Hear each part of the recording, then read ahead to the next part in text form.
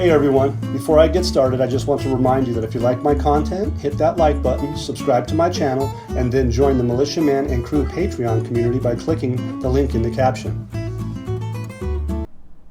Hey you guys, just want to pick back up. This part 2 is an add-on from our last video.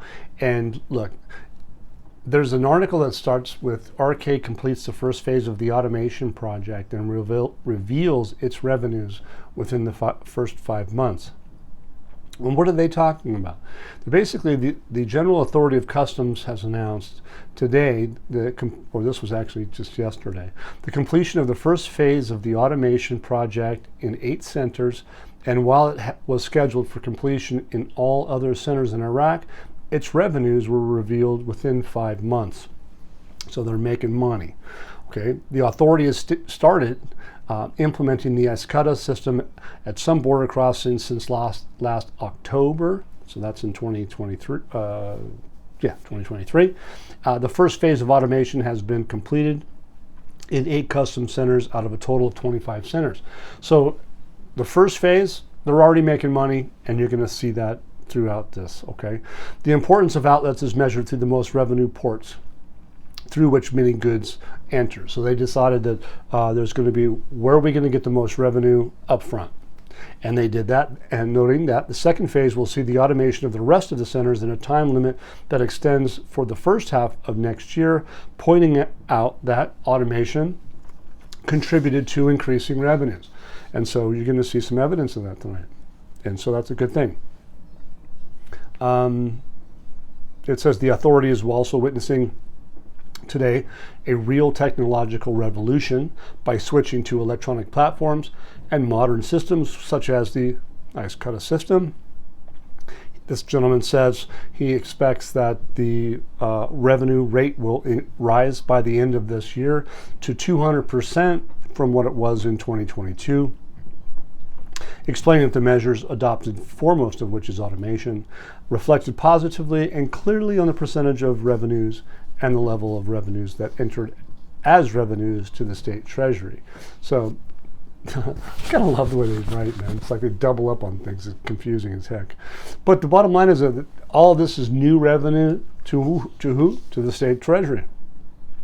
It says that the IQD system, one of the features of the system is that it works with artificial intelligence. We talked about that. I think they modeled some specific things about a couple of different electronic traded funds. That's another topic. 2 of which, one United States, one in Canada. Anyway, basically artificial intelligence, where the features of the system will be fully activated in the next stage, including selective process of detecting goods and storing inspection images of goods so that the system can distinguish between one image and another based on what? Artificial intelligence. So if you think about it for a minute, who is going to be dealing with artificial intelligence? I think it's basically the semiconductor sector is driving a lot of that, and they've been really bullish. And I think that markets are emotional, and people should understand that artificial intelligence isn't perfect, but they can use it in conjunction with real-time trading. Real-time trading. In other words, some of the patterns that you see in some of these live feeds is real-time trading with a component to be watched. So keep your eyes peeled. Have an open mind. There's more to the story than most people understand. It takes a lot of study to be able to outlay that. One of my videos, I believe I tapped into that. And knowing what I know now, I would say that when they talk about artificial intelligence, every investor in the Iraqi Dinar and other currencies should be paying attention. We'll leave it at that. This particular article, Prime Minister Advisor, he says that the completion of Iraq's integration steps by providing safe investments to attract investment. He goes on to say that the 8th meeting of the Supreme Committee for Reconstruction and Investment, that Iraq has become a safe and attractive environment for capital from international companies. Why? Probably because of the guarantees. A preferred market for businessmen and investors. thanks to the facilities and legislation provided by the government since its formation. So since al-Sudani got in office is what they're talking about. The latest of which is the accession of our country to the United Nations sponsored agreement called the Singapore Investment Agreement. They're not letting that go.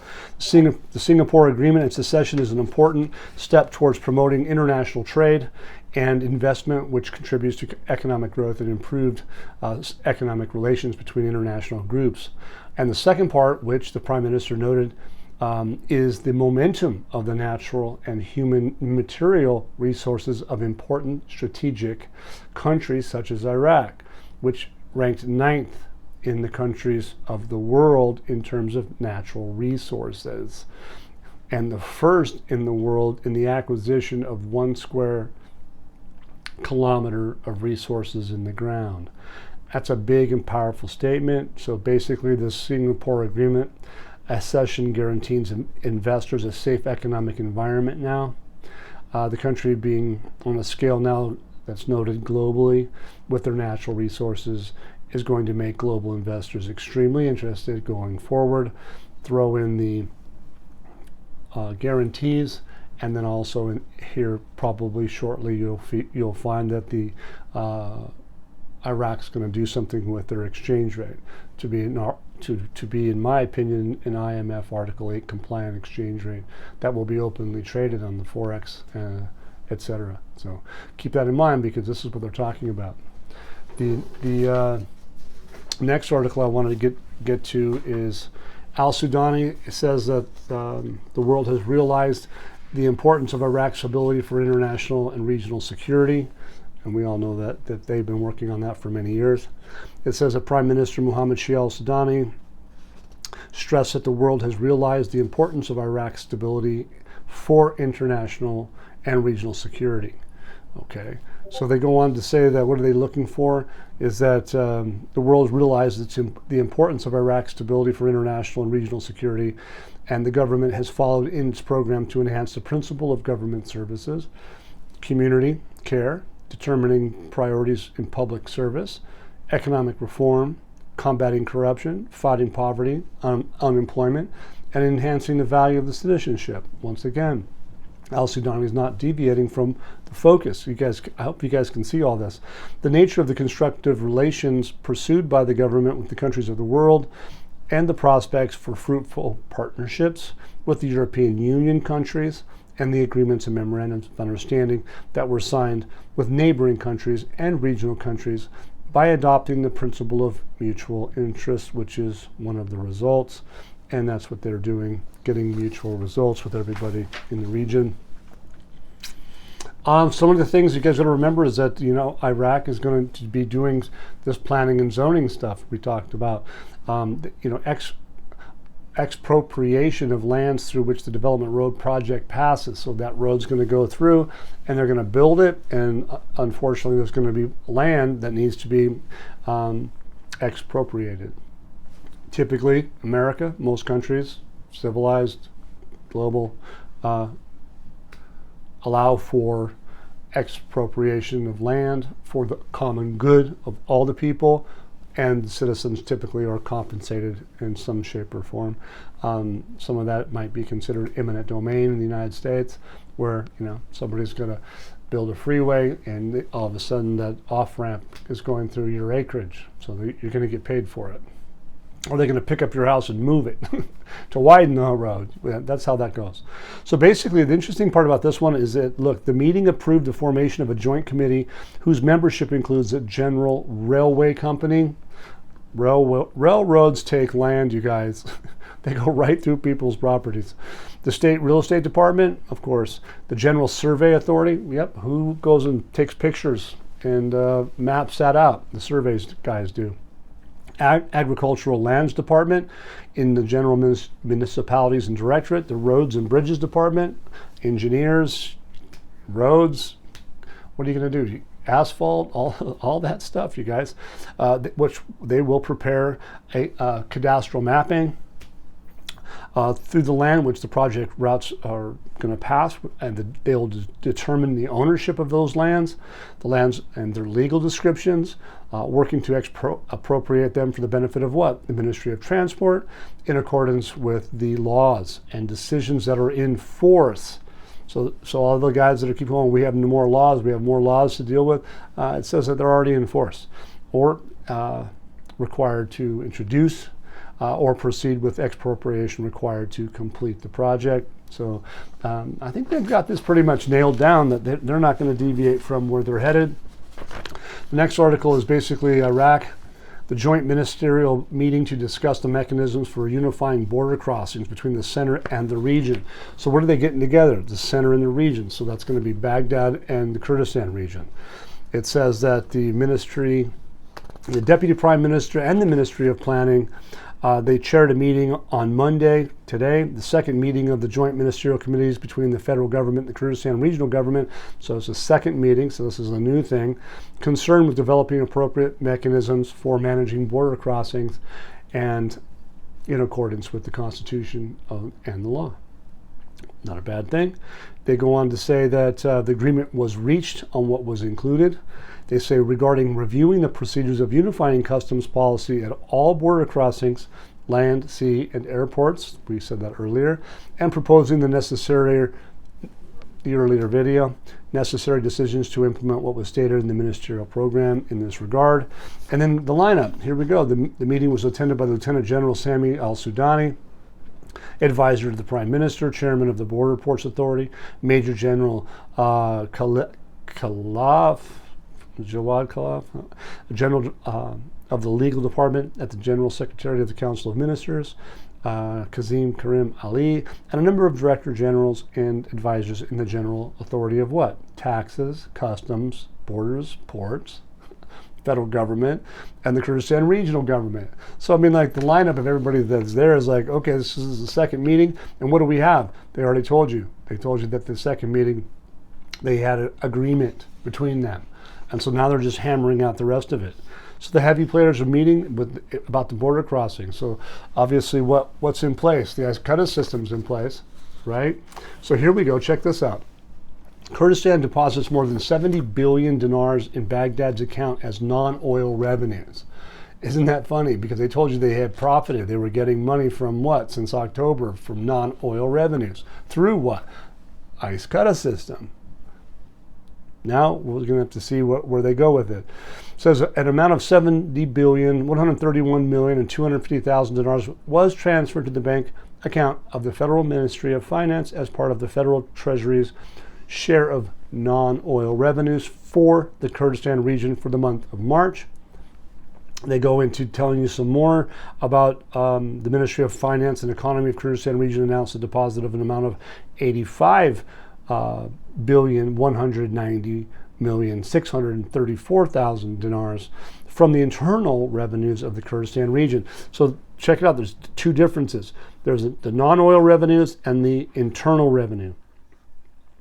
Okay, and what was that for? It was basically for the money that goes from Iraq, Kurdistan region, to the Iraq central Baghdad region, and that's an agreement between the two parties. So the takeaway is brilliant. It's huge. I think that they also basically took about 150 billion dinars off the street. That's a liquidity issue. And they probably know exactly what they're doing and how they did it. And this time around, the Kurdistan region probably knows that they had to do this, and they did. And if they paid that money, 150 billion, all those 25K notes, the tens, and all that stuff, if they paid it in cash, on its way to Baghdad. And where's Baghdad? Same place as the central bank. Postponement of pension salaries distribution until tomorrow due to bank holiday. So don't you find that interesting? Kurdistan did that today, and then now they have a bank holiday for what? Because they're going to do a distribution that could have been coincided with the holiday of the banks. So what did they do? They delayed it. It says that Tuesday, because the date of the distribution coincided with the holiday of the banks today, which is Monday, due to the implementation of the semi-annual inventory. I don't know about you guys, but banks, they do inventory every day. Okay? And so you go a semi-annual. Now I want you to think about this for a minute. Iraq has a tripartite budget. The operational side of that budget is basically done, as far as I'm concerned, because they, at this moment anyway, and I could be wrong, but the point is that there's two sides to this investment budget. It's the first ever. Taif Sami is the one that put it together for the country. That's going to be the first ever in history, right? So the first operational side is basically done as of the 30th, which was yesterday. The second half of the whole tripartite budget began today. And that's an investment side of things. So if they're going to close out the books, and they did this on a holiday, they made a bank holiday, they finished it out on yesterday, took a holiday today. So keep an open mind. It looks like these guys are doing things that are timed accordingly and in a seamless manner. That's what I'm hoping for. So basically, they closed today to conduct the banks were closed today to conduct a semi-annual inventory and financial systems operations, which affects the process of distributing salaries. So it affects the process of distributing salaries. Well, if everybody knows that they're going to get paid at 1310, how does that affect the process of distributing salaries? If something changes, then it would affect the distributing salaries. That's how I would see it, because it's going to be different. If it's going to be the same, why would it have a major effect? It would be pretty much a seamless operation. Because what? Typically they do everything relatively now digitally. So I mean, the cash is the cash that they burned to 150 billion dinars that came to town. But the bottom line is, are they going to get paid those salaries in cash? No, they're going to get an electronic card. Electronic. See how this is working? These guys are brilliant. Whoever did this plan is going to just, it's going to be amazing to see. Lastly, banks includes reviewing accounts, ensuring conformity of financial records. So that's a digital process, which is a periodic procedure carried out in order to maintain the accuracy of financial and banking operations. So they're doing an audit effectively without saying it. And I bet you guys, this tripartite budget, we're going to probably see what we've been waiting for is that them to expose how are you going to pay for all of this? How's this going to work? And yes, of course, we know that they're bringing in investors to help finance it. But again, the bottom dollar is what's the value of your assets? Why haven't you produced any oil out of the Siam pipeline? What about the hydrocarbon law? How come you haven't seen that done yet? Why? Because they're waiting for something that the Central Bank of Iraq is the one that's going to be able to talk about. And I think that's a real effective exchange rate. And all of this stuff is going to go into the citizens' favor, which is a good thing. And so here, the last article is experts expect the money supply to invest in stocks. So now why would I have this article up? Because think about it for a second. If you have excess income and you have purchasing power, and you realize that the money flow is going from real estate overvalued to the stock market where you can get shares cheap, right? And you have purchasing power, that excess money or that money mass that you've been holding on to, the easiest way to get it into the marketplace is through their stock exchange, something to that effect.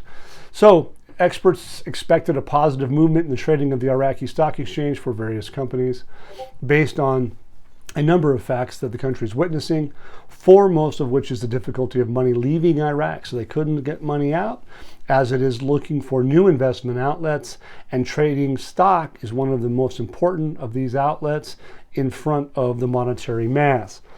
It goes on to say that certain areas, major cities such as Baghdad, Erbil, Sulaymaniyah, Najaf, Basra, Karbala, where political and security stability has improved and the business world in the private sector is abundant. So they've already got it. They're already seeing it, which has had a crazy, they use the word, crazy impact on increasing the demand for real estate at rates that vary from time to time according to the strength of these governance and the strength of the capital city of Baghdad. This gentleman by the name of Halafi continues and he says, the trend of demand will witness a sharp shift crazy, sharp, get it?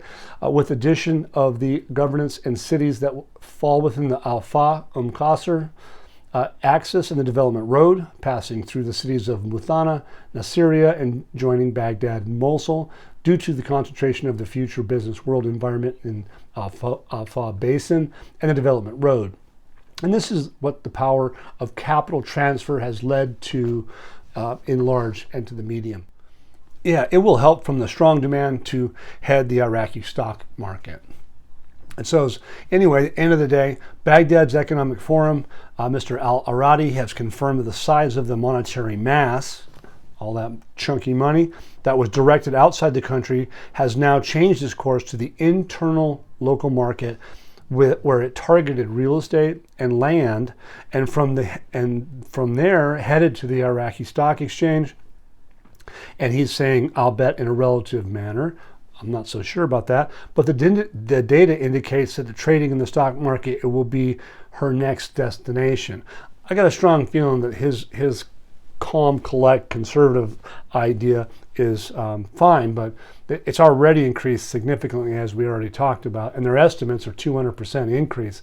But I'll tell you straight up, when the money flows and everybody realizes that the Iraqi Stock Exchange is undervalued, when they apply a real effective exchange rate, all of the institutional investors in the world are going to go, let's go.